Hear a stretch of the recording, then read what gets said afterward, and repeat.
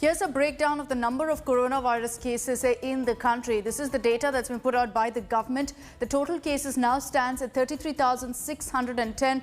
The death toll, unfortunately, has climbed up to 1,075.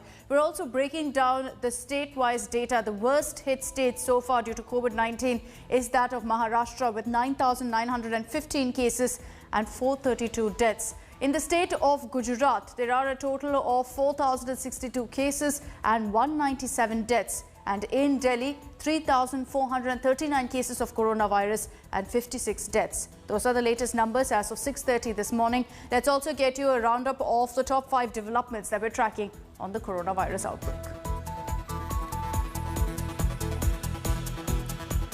Delhi government on Thursday ordered screening of all people living in COVID-19 containment zones at least thrice within 14 days of identifying such areas. The move is aimed to stop the spread of COVID-19 in the containment zones despite severe restrictions imposed there. At present, there are 100 containment zones in the national capital.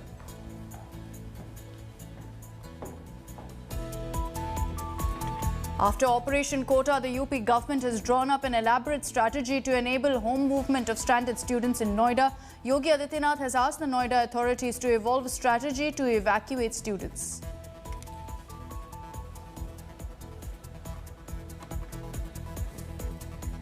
Tension prevailed in Gujarat's Godhra town on Thursday night after residents pelted stones at a police team that had come to seal a containment zone.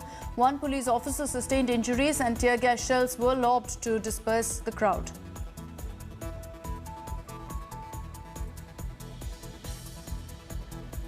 The Bihar government has cancelled the leave of all doctors and nurses till May 31st in view of the COVID-19 crisis. The Nitish government has also decided that every person coming from other states will have to stay for 21 days at mandatory quarantine centres deployed at the state borders.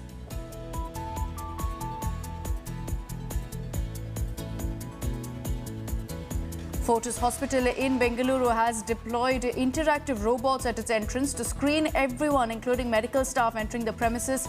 The robots assesses for COVID and flu symptoms, arranges a video call with the doctor and then issues a slip to the patient to go ahead and visit the doctors.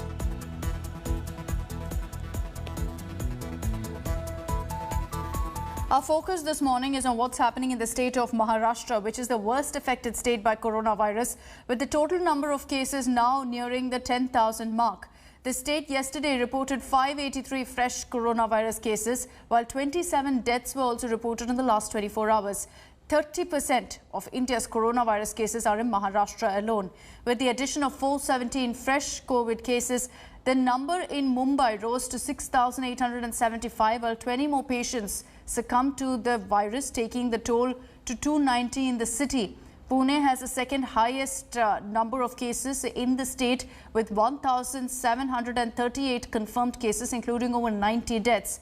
1,773 patients have been discharged till date after full recovery. In view of the rising cases, the government may give some relaxations in green zones, but no curbs would be eased or lifted in Mumbai.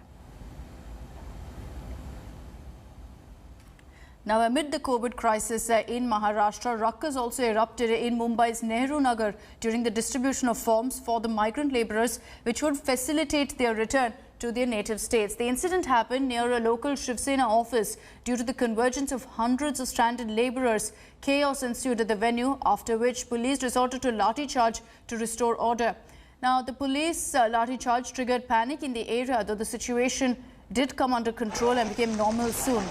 Maharashtra Home Minister Anil Deshmukh said the stranded persons can go back to their respective places after permission from District Collector and after furnishing all details.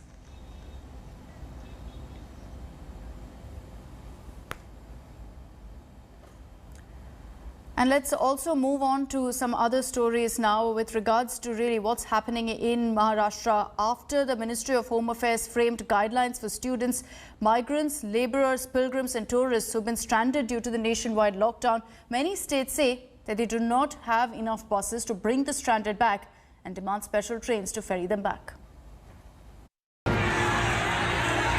These visuals have shocked the nation. From Delhi to Mumbai to Hyderabad, thousands of migrant labourers in distress have been walking, desperate to reach back home. These labourers belonging to Uttar Pradesh, Bihar, Odisha and other states have been without work for over a month. And now there is some light at the end of the tunnel.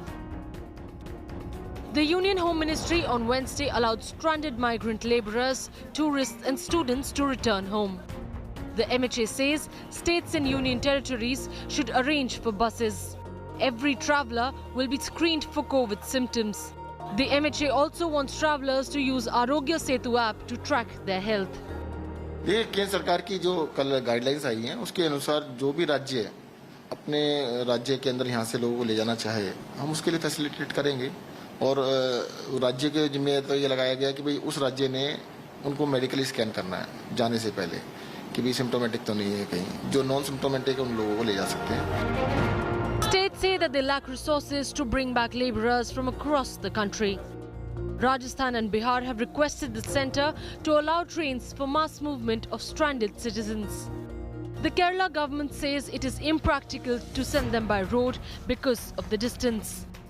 क्योंकि हमारे पास corporation भी नहीं है, transport corporation भी नहीं है, तो इसकी वजह से अगर हम कोई व्यवस्था करते भी हैं और जो दूर दराज में लोग फंसे भी हैं, तो मुझे लगता है कि ले जाने वहाँ से मजदूरों को लाने में ही हमारा 6 महीना बीत जाएगा. और इसलिए मैं भारत सरकार से अपील करना चाहूँगा कि विशेष ट्रेनों की व्यवस्था की जाए, नॉन स्टॉप ट्रेन जो केवल श्रमिकों को, छात्रों को, अन्य लोगों को लेकर और मुंबई से, बेंगलोर से, चेन्नई से दूरस्थ स्थान है और सोशल डिस्टेंसिंग का पालन करते हुए और उनके भोजन वगैरह की व्यवस्था रहे, क्योंकि बिना स्पेशल ट्रेन से की व्यवस्था किए हुए केवल बसों से लाना संभव नहीं होगा.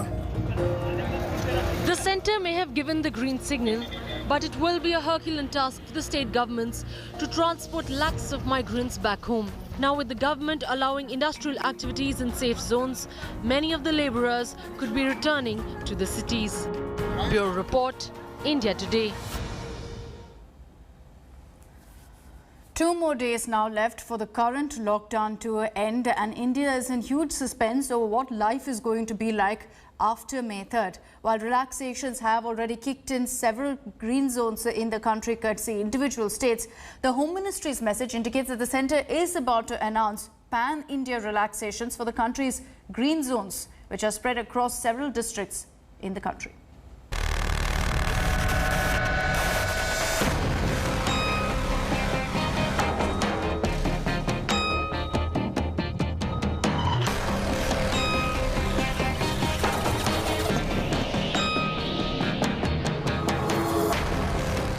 After Odisha and Telangana, even Punjab has decided to extend the lockdown to flatten the curve and contain the spread of COVID-19.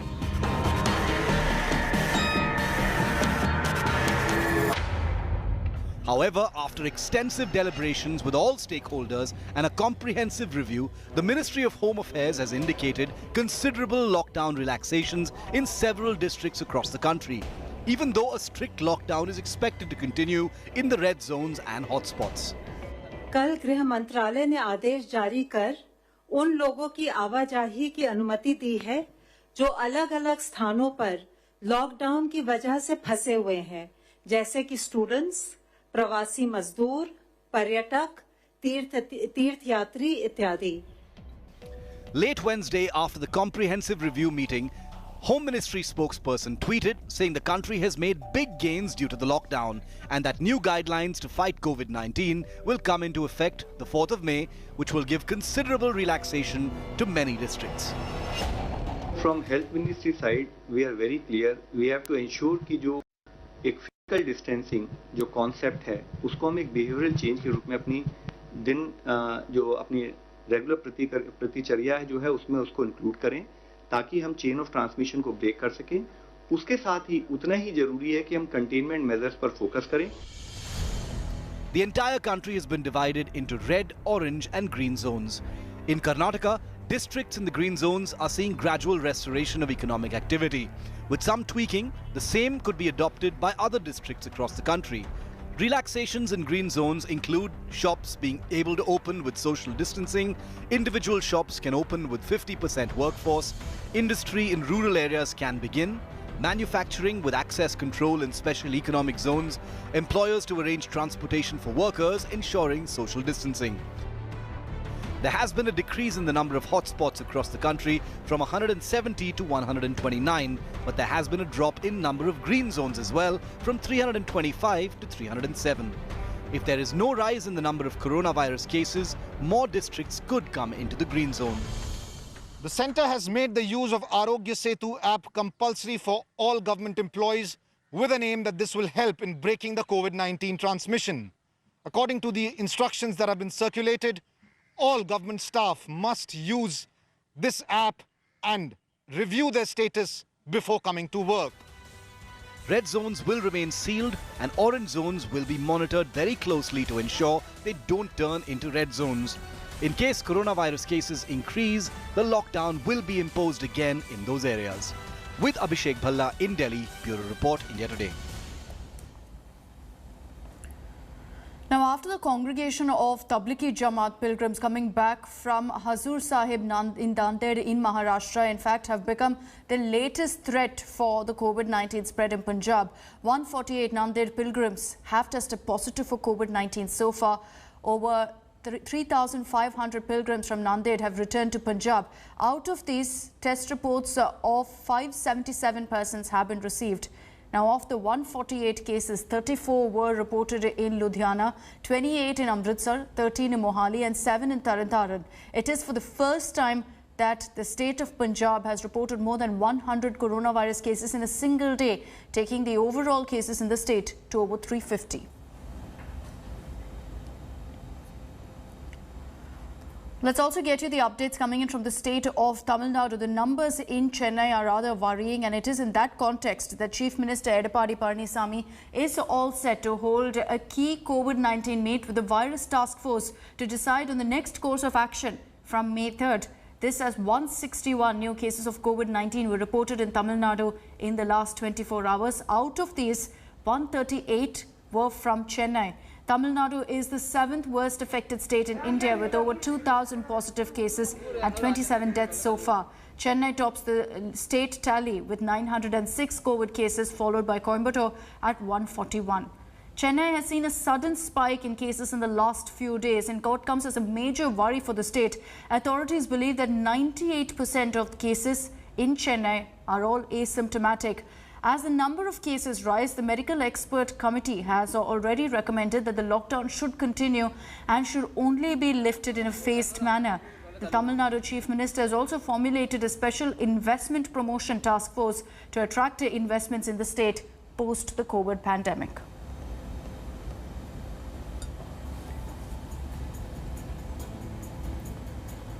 And well, with just 2 days to go for the lockdown to end, there is anxiety all around, especially over reviving economic activity. There are a few sectors which are hit as badly as, in fact, textiles, which is the second largest employers in the country. At stake are 45 million jobs from Surat to Bhiwandi to even Trichy in Tamil Nadu. We bring you this special report.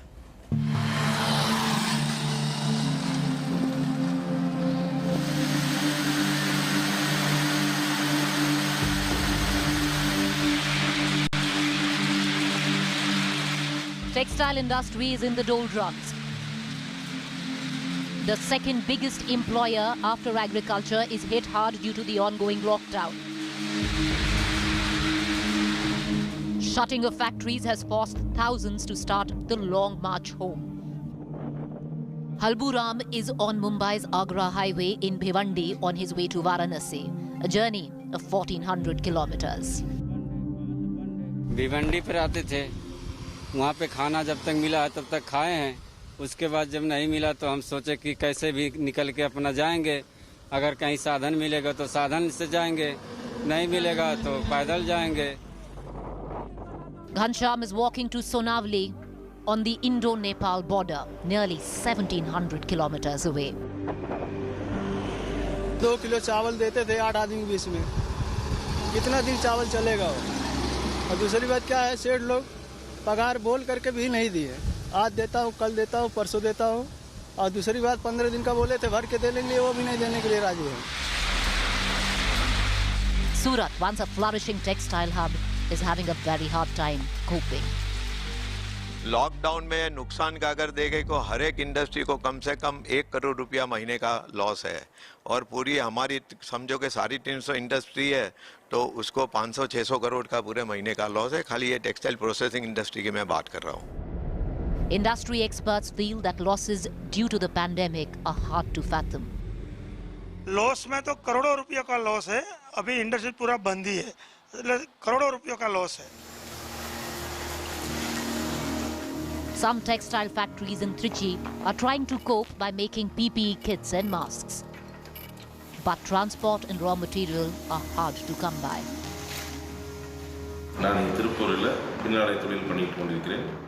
We are making masks and PPE kits. We are happy to provide these to doctors and nurses during this period.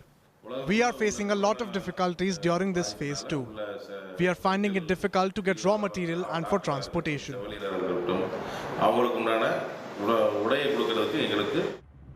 With shops shut, laborers away and orders drying up, can India's textile industry weave a comeback story anytime soon? Bureau Report, India Today. Now, US clinical trials of a drug that's called remdesivir is showing positive results in curing novel coronavirus. A study by the US National Institute of Allergy and Infectious Diseases shows patients actually taking the drug recovering at a faster rate than those who don't take any drugs.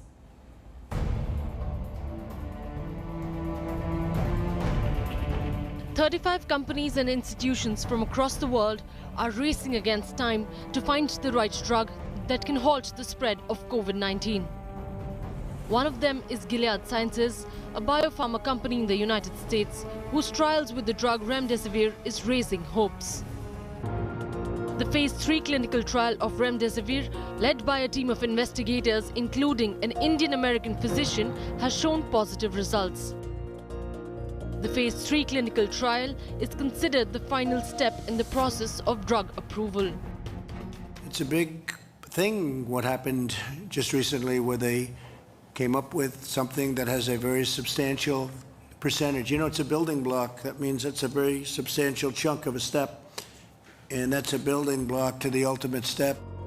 Remdesivir is a proven SARS and MERS drug and is known to limit the ability of virus to multiply.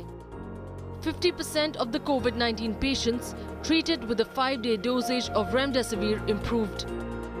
More than half of the severely ill patients were discharged from hospital within 2 weeks. Preliminary results have shown that patients who were given remdesivir showed a 31% faster recovery rate. The world has been closely following Gilead's trials with remdesivir, and its early reports have raised a lot of interest. Data shows that remdesivir has a clear-cut, significant positive effect. Although a 31% improvement doesn't seem like a knockout 100%, it is a very important proof of concept, because what it is proven is that a drug can block this virus. This is not the miracle drug that's going to stop this pandemic, right? For that, we probably need a vaccine. But I think it really has potential to hopefully, if it can be used on a big scale, to prevent a lot of people from developing more severe disease, and then hopefully also to prevent death. The COVID patients who were given the drug recovered in 11 days as compared to 15 days for those given a placebo. And when I get into the second and third days, I already feel better. I mean, I don't stop coughing or anything, but I can feel that I'm feeling better. My oxygen level, it's okay. India too has been watching with interest the trials at the University of Chicago laboratory. If you are talking about remdesivir, so it is also one of the study which has got published, which also was done by United States National Institute of Allergic and Infectious Diseases. There also the study did not conclusively prove as of now that yes, it is going to be 100% helpful. However, we are waiting for larger evidence to be generated for us to take a meaningful action at the field level. With the United States facing a huge test in controlling the coronavirus pandemic, the FDA is now set to authorize the emergency use of remdesivir. Bureau Report, India Today. Now, for millions of people around the world dealing with the coronavirus pandemic, sleep brings absolutely no relief because the horrors of COVID-19 and the surreal and frightening ways it's really upended daily life is infecting also the dreams of the... Do you dream of COVID and then possibly wake up in a sweat? If you do, you're not alone. Coronavirus isn't just a threat to your health. It's now clinically proven COVID-19 is also infecting your dreams. The anxiety, the fear, the isolation as the silent killer continues its fatalistic march has led to sleepless nights for some. And for others, it's causing intense vivid dreams or nightmares. Experts from Harvard and Cornell University conducting real-time sleep experiments suggest rarely has humanity experienced this kind of collective dreaming. And rarely have people been able to share these nightmares in real time. The last time this disruption in collective sleep happened and it was clinically proven were possibly the incidents of 9/11, World War II, the Hiroshima bombing.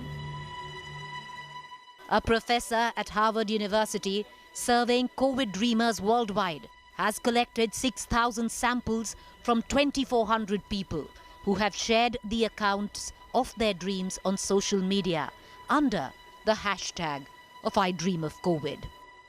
Just as you fall asleep, you can image whatever it is you want to dream about very vividly. And that greatly increases the odds that you'll have the dream you're requesting.